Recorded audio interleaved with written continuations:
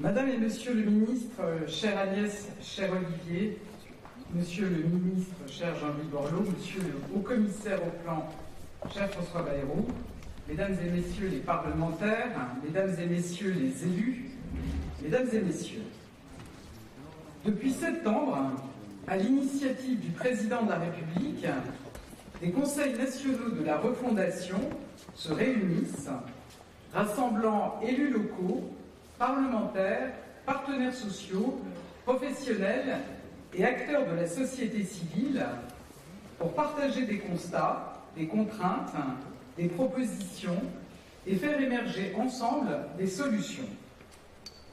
Parmi les sujets au cœur du CNR, le logement. Et je veux remercier ici toutes celles et ceux qui ont participé à ces 6 mois de travail et de réflexion conduits par le ministre de la Ville et du Logement, Olivier Klein. Et je veux également saluer l'engagement des 6 rapporteurs des groupes de travail et des 2 co-animateurs de cette concertation, Véronique Bédague et Christophe Robert. Je tiens également à saluer les parlementaires engagés sur le sujet pour leur travail et leur mobilisation ces derniers mois. Parler de logement, c'est parler du quotidien de nos concitoyens. C'est un enjeu de dignité et un cadre déterminant pour la qualité de vie, comme pour la manière dont on peut élever ses enfants. C'est une question de pouvoir d'achat, et la part du logement dans le budget des ménages n'a cessé d'augmenter ces 20 dernières années, en particulier chez les plus modestes. Le logement, c'est une clé pour l'emploi, car l'emploi est bien souvent la condition pour accéder à un logement, et que disposer d'un logement est un facteur décisif pour accéder à un emploi. Le logement, c'est encore un défi essentiel pour notre transition écologique, car la sobriété, la réduction de nos émissions de gaz à effet de serre, ou encore la restauration de notre biodiversité, passe par notre gestion du foncier ou notre capacité à construire différemment et rénover massivement les habitations. Parler de logement, c'est aussi parler d'une situation d'urgence pour bon nombre de nos concitoyens, une situation d'urgence qui exige une mobilisation collective. Nous devons nous poser des questions centrales, ensemble, État, collectivités, promoteurs, bailleurs, aménageurs et société civile, sur le type d'habitat et d'urbanisme que nous voulons et sur les conséquences sociales, environnementales et économiques de chacune de nos décisions. Chacun ici est bien conscient de cette réalité et de la nécessité d'agir en commun. Je veux saluer à cet égard l'accord trouvé avec le groupe Action Logement qui rassemble les partenaires sociaux et permettra la signature d'une nouvelle convention quinquennale avec l'État dans les tout prochains jours. Avec cette convention, nous prenons des engagements communs pour la production et la rénovation des logements sociaux et intermédiaires, pour l'accompagnement des habitants dans leur parcours résidentiel, ou encore pour la rénovation urbaine et la revitalisation de nos territoires, j'y reviendrai. Mesdames et messieurs, depuis 2017, nous avons agi pour augmenter l'offre de logements, pour donner des solutions pour les plus modestes, avec la garantie Visale ou le plan Logement d'abord, et pour prendre le tournant de la transition écologique, notamment grâce à MaPrimeRénov'. Et malgré ces mesures, nos échanges des 6 derniers mois, comme le vécu de nos compatriotes convergent, nous traversons actuellement une crise du logement. Il s'agit d'abord de difficultés structurelles, plus ou moins marquées selon les territoires. Ainsi, le nombre de permis de construire délivrés recule depuis plusieurs années dans les zones tendues, là où nous avons précisément le plus besoin de construire des logements, et cette baisse touche fortement la construction de nouveaux logements sociaux. De plus, les pratiques changent et le marché locatif de longue durée se réduit au profit des locations de courte durée, notamment dans les zones touristiques. Enfin, je le sais, la transition écologique impose des exigences nouvelles et nécessaires auxquelles nous devons tous nous adapter. Et à ces problèmes structurels s'ajoute une crise conjoncturelle. L'inflation pèse sur les coûts de construction et la capacité des ménages à acheter ou louer. Les taux d'intérêt augmentent et l'accès à un crédit immobilier devient plus difficile. La rapidité de la hausse des taux crée un choc important. Si les prix de l'immobilier vont se réajuster, cela n'est pas immédiat. Les conséquences de cette double crise sont préoccupantes. Dans beaucoup de territoires, notamment les grandes métropoles ou encore dans les zones où nous menons notre réindustrialisation, les tensions immobilières sont fortes et nos compatriotes sont souvent contraints ou bloqués dans leurs projets de mobilité résidentielle. Nous devons agir vite et fort, nous le savons. Il n'y a pas de déni, il y a un défi à relever. Nous devons réussir ensemble à construire rapidement davantage de logements, en particulier dans les territoires tendus. Nous devons y parvenir en restant fidèles à l'impératif de transition écologique, qu'il s'agisse de rénovation énergétique ou de sobriété. Nous avons un modèle à réinventer en parvenant à construire là où les sols sont déjà artificialisés. Non plus à étendre la ville, mais continuer à reconstruire la ville sur la ville en utilisant tous les leviers à notre disposition. Atteindre ces objectifs impose une mobilisation collective. Nous savons toutes et tous qu'il n'y a pas de mesure magique, seule et unique, qui permettrait de débloquer la situation. État, collectivités, bailleurs sociaux, promoteurs, architectes, secteur bancaire et entreprises du bâtiment, chacun doit participer et agir dans le même sens. Bien sûr, l'État prendra sa part. Il sera un facilitateur et nous agirons guidés par un principe, l'efficacité. Chacune des décisions que nous prenons doit permettre de débloquer des situations et de créer des nouveaux logements. L'efficacité est notre boussole et nous nous y tiendrons. Au cours de vos concertations, vous avez défini 19 propositions sur lesquelles vous venez de revenir. Ces propositions, nous les avons entendues, étudiées. Elles me permettent aujourd'hui de vous annoncer de premières décisions, à la fois des mesures d'urgence pour faire face à la crise, le temps que le marché de l'immobilier se rééquilibre et répondre rapidement aux préoccupations de nos compatriotes, et des mesures structurelles en lien avec nos ambitions. Notre premier objectif, c'est de favoriser l'accès à un logement pour tous les Français. Nous devons d'abord agir vite pour garantir l'accès de nos concitoyens aux prêts immobiliers. C'est aujourd'hui l'un des premiers freins à l'accès au logement pour bon nombre de Français. C'est pourquoi nous avons mensualisé la révision du taux d'usure, c'est-à-dire le taux maximal qu'un établissement peut proposer à ses clients. La Banque de France publie habituellement ses taux tous les trimestres. Les publier tous les mois permet d'éviter un blocage des prêts dans un contexte de remontée rapide des taux. Cette mesure mise en place depuis février devait cesser le mois prochain. Nous travaillons avec le gouverneur de la Banque de France pour la prolonger. Ensuite, je vous annonce que nous allons prolonger le prêt à taux zéro. Il devait s'arrêter fin 2023. Nous avons décidé de le prolonger. Aussi, le prochain projet de loi de finances proposera un nouveau prêt à taux zéro jusqu'en 2027. Il sera recentré sur les logements collectifs neufs en zone tendue et sur l'ancien sous condition de rénovation dans les zones détendues.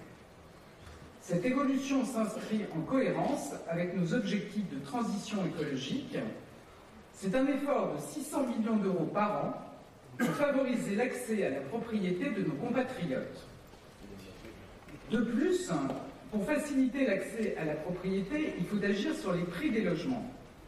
J'ai entendu les propositions du CNR en la matière et je propose de lancer en priorité un chantier sur le développement du bail réel solidaire, qui permet aux ménages modestes d'accéder à un logement neuf en zone tendue à un prix abordable.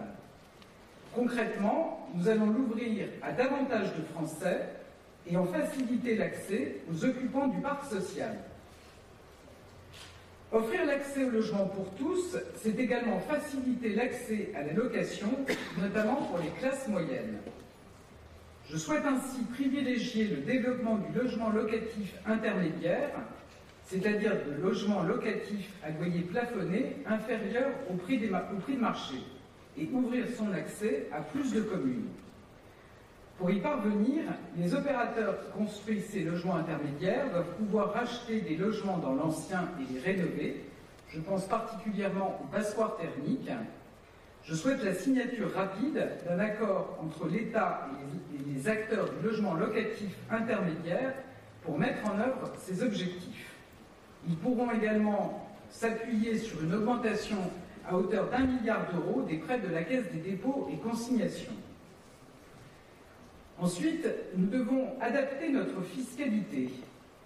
Aujourd'hui, la fiscalité locative est difficilement lisible, avec de nombreux régimes selon que le bien soit meublé ou non, ou selon le statut du bailleur. Or, la frontière entre les différents types de location est souvent ténue, et le système avantage les locations meublées, souvent de courte durée, tandis que certaines locations longues subissent une imposition à plus de 60%. Logiquement, les propriétaires bailleurs privilégient les régimes les plus avantageux, voire renoncent à mettre en location au détriment des locations de longue durée ou des dispositifs incitant à louer moins cher, comme Locavantage, plus adaptés aux ménages. Il faut simplifier et remettre de la cohérence. C'est pourquoi j'ai demandé au ministre en charge d'étudier les manières dont nous pouvons remettre à plat la fiscalité des locations. C'est un chantier complexe. Je souhaite qu'il soit engagé rapidement et débouche dans le prochain projet de loi de finances. Par ailleurs, le président de la République s'était engagé durant la campagne à étendre la caution publique pour les locataires, notamment pour toucher davantage les Français des classes moyennes. Nous mettons nos engagements en actes et le nombre de bénéficiaires de la garantie visable sera plus que doublé. Cette mesure sera portée dans la convention que nous nous apprêtons à signer avec Action Logement. Enfin, faciliter l'accès au logement, c'est bien sûr trouver des solutions pour les plus fragiles et les plus modestes.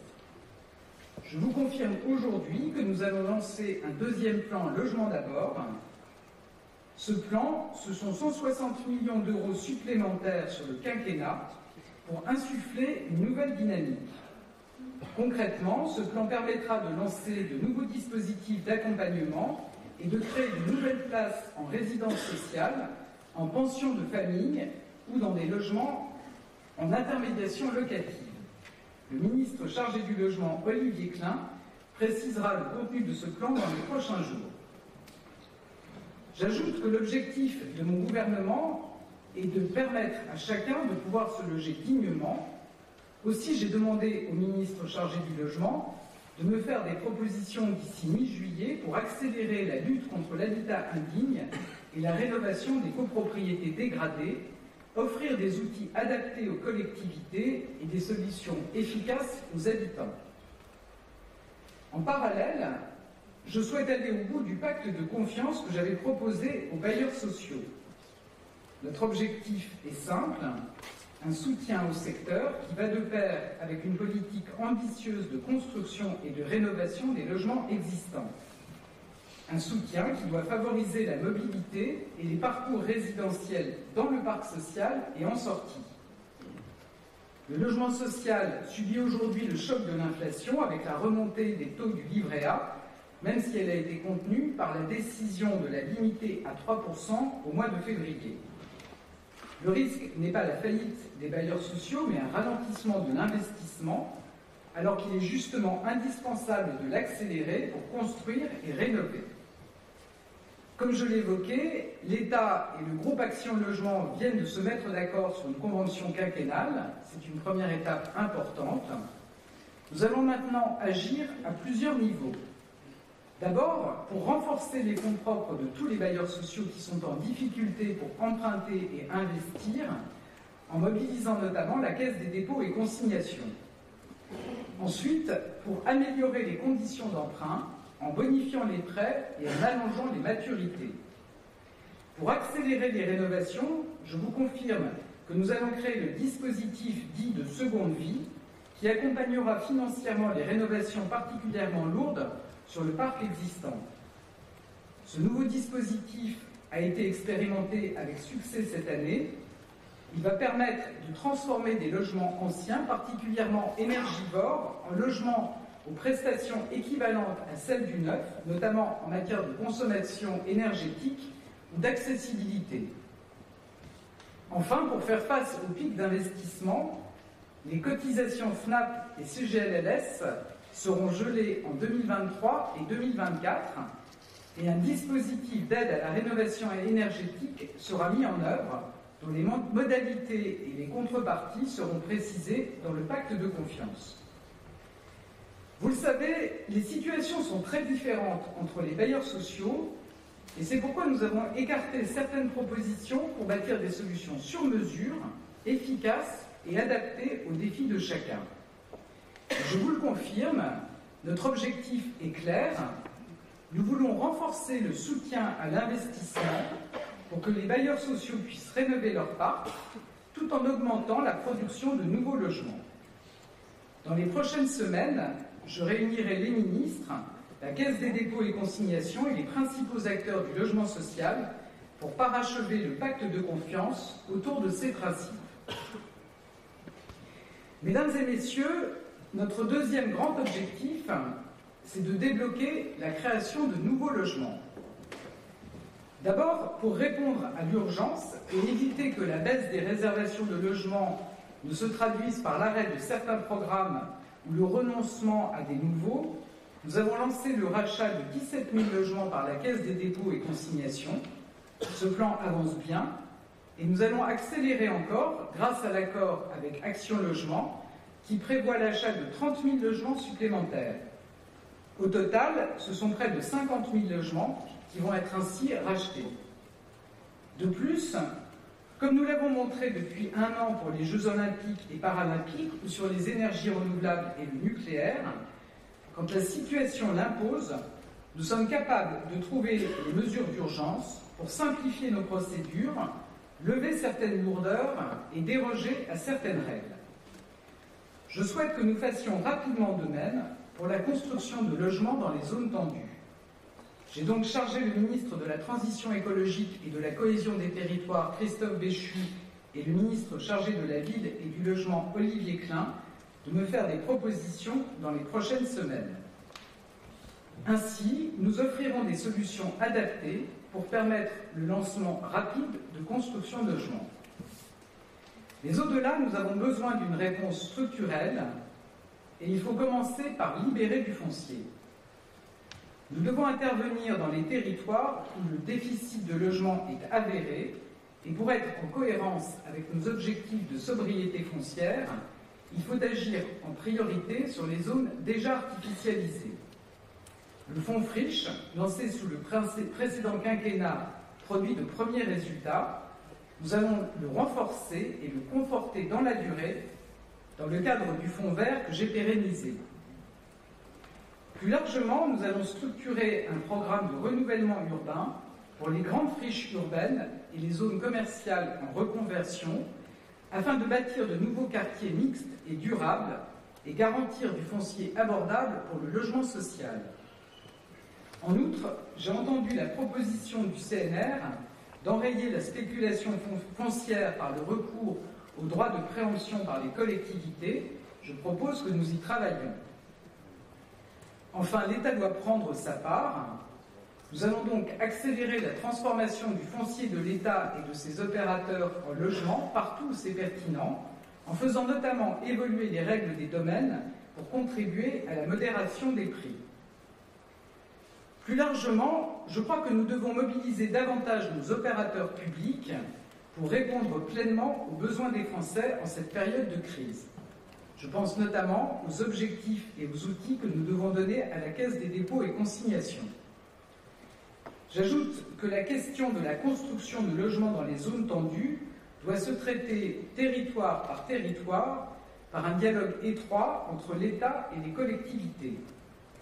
Des engagements d'augmentation du nombre de logements ont été pris par les collectivités dans les programmes locaux de l'habitat. Il est essentiel qu'ils soient tenus. Dans les prochaines semaines, je souhaite que dans les territoires concernés, les préfets engagent un dialogue avec les maires pour identifier les blocages et l'aide que l'État pourrait apporter. Chacun doit prendre ses responsabilités et si nous ne parvenons pas à lever les blocages, notamment en matière de permis de construire, l'État est prêt à prendre les siennes. Je compte sur la mobilisation de toutes et tous. J'ajoute que nous devons être collectivement mieux armés pour connaître les besoins présents et à venir de chaque territoire et pour nous y adapter. Aussi, je souhaite que soit créée une mission sur l'exploitation des données sur le logement pour mieux définir les besoins et évaluer notre action. Je sais que c'était une attente forte de la part des différents acteurs du secteur. Mesdames et messieurs, pour construire là où c'est nécessaire, il faut bien sûr aussi des investisseurs.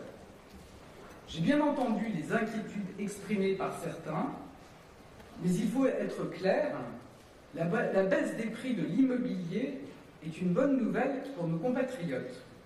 Il y a des impacts économiques sur certains d'entre vous, je le sais, notamment la filière de la promotion immobilière. C'est pourquoi nous apportons bel et bien aujourd'hui des mesures exceptionnelles pour vous aider. Pour autant, il ne faut pas freiner les ajustements du marché.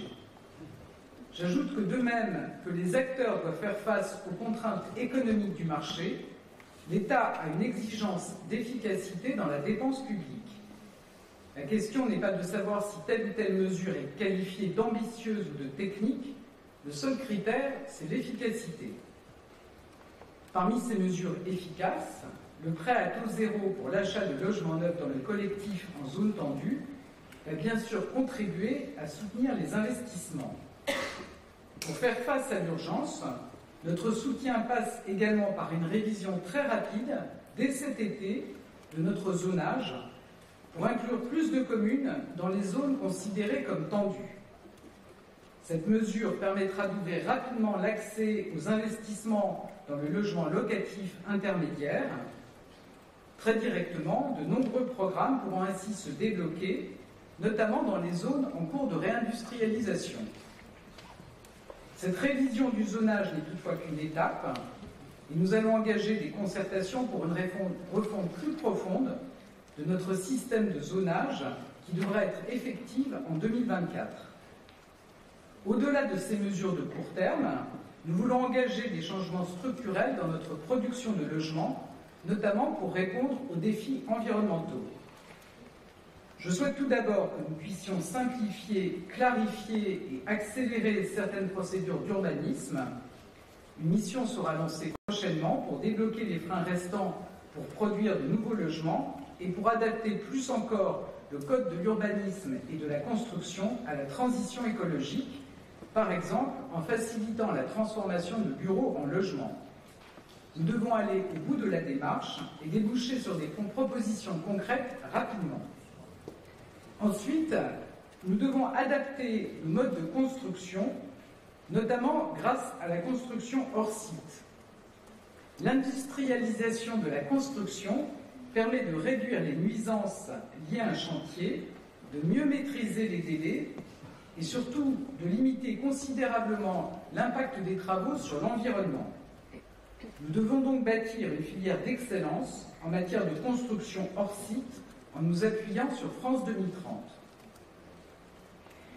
Mesdames et messieurs, adapter nos logements à la transition écologique, c'est aussi accélérer encore la rénovation énergétique. La rénovation énergétique des bâtiments est un des piliers de notre planification écologique dont la stratégie globale sera présentée prochainement. Pour inciter davantage encore à rénover, nous allons simplifier MaPrimeRénov' et augmenter les crédits pour les rénovations globales pour viser 200 000 rénovations globales dès 2024. Nous allons aussi travailler à des solutions complémentaires de financement pour inciter plus de Français à rénover leur logement. Je pense notamment à un accès facilité au prêt avance rénovation. Nous allons mieux accompagner les ménages avec le déploiement de mon accompagnateur Rénov' partout sur le territoire. Nous devons également venir davantage en soutien aux plus modestes. Leur parcours pour accéder aux aides doit être simplifié et leur reste à charge réduit. La rénovation énergétique est un impératif pour notre transition écologique, mais c'est aussi une amélioration pour la qualité de vie et les factures énergétiques des Français et une opportunité formidable pour l'emploi. Grâce à cet effort, 200 000 emplois seront créés dans le BTP d'ici 2030. Pour le secteur de la construction, la rénovation offre une perspective de croissance forte et durable, malgré le ralentissement de la construction neuve. Notre soutien majeur à la rénovation est donc la meilleure preuve de l'engagement du gouvernement pour soutenir la filière du bâtiment. Mesdames et messieurs, je viens de vous présenter certaines des mesures clés que nous voulons prendre pour offrir des réponses rapides à l'urgence et engager des évolutions structurelles dans notre politique du logement. Par ces décisions, l'État prend le sujet à bras-le-corps et nous mettons les moyens et les budgets là où c'est nécessaire, là où nous pouvons être efficaces et créer rapidement de nouveaux logements. Le logement est une préoccupation du quotidien. Il est donc un sujet central de la feuille de route de mon gouvernement et nous n'arriverons évidemment pas à obtenir des résultats seuls. Le travail continue. Nous avons besoin de votre mobilisation et de votre engagement sur les chantiers que je viens d'évoquer. Nous avons notamment besoin des collectivités, de leur esprit de responsabilité et de leur volonté de répondre rapidement avec nous à un défi qui concerne tant de nos concitoyens. Nous sommes en train de bâtir une politique du logement qui renforcera l'offre, sera compatible avec notre exigence environnementale et notre ambition sociale. Une politique pour faciliter la mobilité de chacun et garantir l'accès de tous à un logement digne, durable et abordable. Aujourd'hui, nous répondons à l'urgence et nous préparons l'avenir. C'est ensemble que nous y parviendrons. Je vous remercie.